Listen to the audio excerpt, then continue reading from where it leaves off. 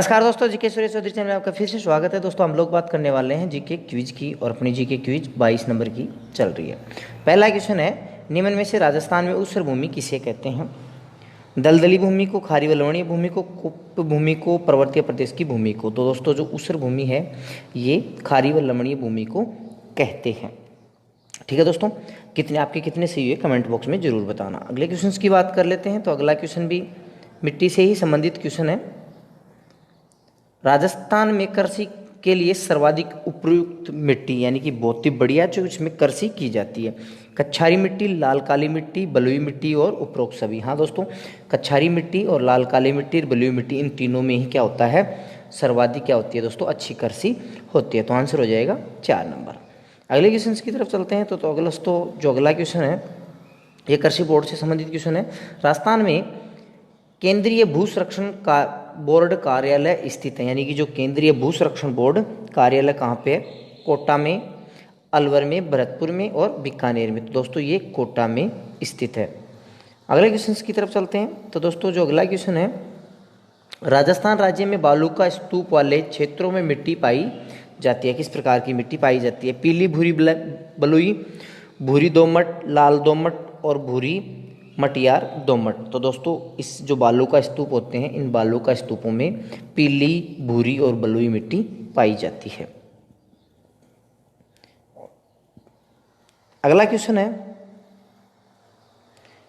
पश्चिमी राजस्थान की मिट्टी में किस तत्व की मात्रा सर्वाधिक अधिक होती है? जो पश्चिमी राजस्थान है उसमें कौन से तत्व की जो मात्रा होती है वो अधिक होती है? नाइट्रोजन की, कैल्शियम की, फास्फोरस की और एल्यूमिनियम की।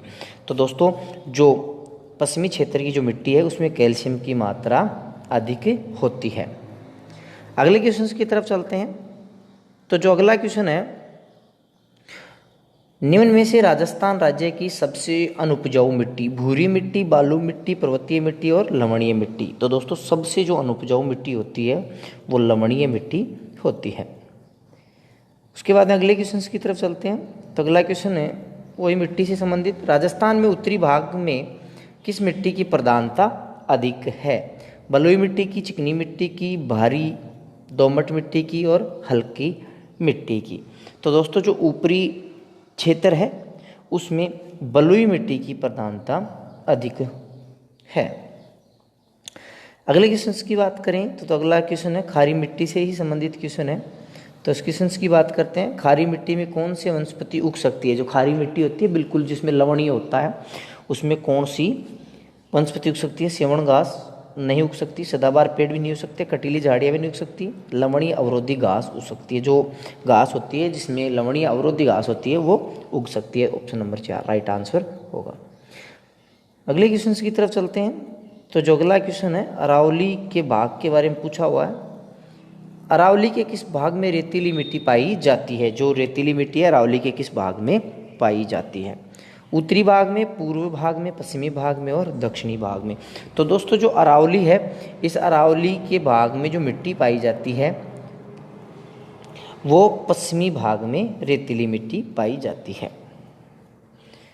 अगले क्वेश्चन की तरफ चलते हैं। ये मिट्टी अपरदन से संबंधित क्वेश्चन है। जो मिट्टी अपरदन है, मिट्टी अपरदन किस प्रकार रोका जा सकता है? बहते हुए जल को रोककर, वृक्षों की पट्टी लगाना, पशुओं की चारागाह में चराकर, उपरोक्त सभी। तो दोस्तों ये उपरोक्त सभी है, इस बात का ध्यान रखना।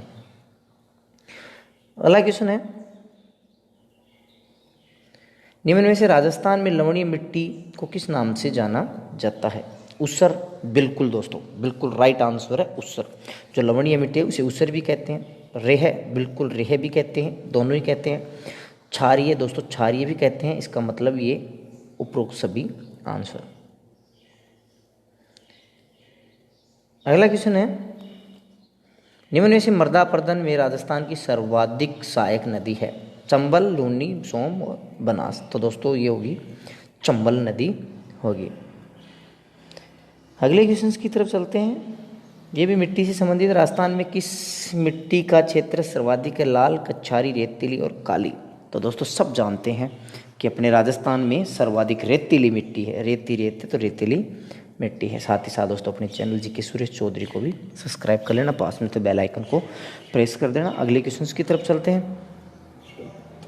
तो दोस्तों जो अगला क्वेश्चन है ये सेम से संबंधित क्वेश्चन है और सेम का क्वेश्चन बहुत बार पूछा, निम्न में से सेम है। रासायनिक उर्वरक मृदा उर्वरक स्थानांतरित कृषि जलमग्न से उत्पन्न समस्या। तो दोस्तों सेम है, जलमग्न से उत्पन्न समस्या है। उसके बाद में अगले क्वेश्चन की तरफ चलते हैं। अगला क्वेश्चन है दोस्तों, निम्न में से जल किसकी अधिकता से मिट्टी क्षारीय हो जाती है? गंधक अम्ल, sodium carbonate, calcium chloride, magnesium chloride.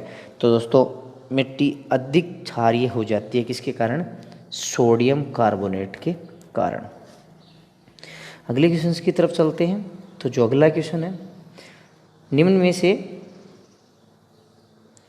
में से मिट्टी अपर्दन के प्रकार हैं। वायु द्वारा अपर्दन, नालीमा अपर्दन, धरातलीय अपर्दन, उपरोक्त सभी। तो दोस्तों इसमें आंसर होगा उपरोक्त सभी। अगले क्वेश्चन की तरफ चलते हैं दोस्तों। तो अगला जो क्वेश्चन है ये भी मृदा से संबंधित क्वेश्चन है, लेकिन बहुत ही बढ़िया क्वेश्चन है, इसका भी ध्यान रखना। निम्न में से मृदा संरक्षण को रोकने के उपाय हैं, यानी कि जो मृदा संरक्षण है उसको रोकने के उपाय। चराई पर नियंत्रण, बिल्कुल राइट है। वनों एवं चारागाहों में वृद्धि, बिल्कुल राइट है। खेती में मेड़बंदी, बिल्कुल राइट बात, इसका मतलब उपरोक्त सभी। तो दोस्तों आपके कितने क्वेश्चन सही हुए कमेंट बॉक्स में देना। और जो आज का क्वेश्चन है जिसका आंसर आपको कमेंट बॉक्स में देना है वो क्वेश्चन है ये कि राजस्थान में जो अंतः प्रवाह की नदियाँ हैं, अंतः प्रवाह की नदियों में सबसे जो बड़ी नदी है उस बड़ी की नदी का नाम बताना। अंतः प्रवाह की नदियों में सबसे बड़ी नदी का नाम बताना है कमेंट बॉक्स में। धन्यवाद दोस्तों, आपका दिन शुभ रहे। ठीक है दोस्तों, कमेंट बॉक्स ज़रूर करना।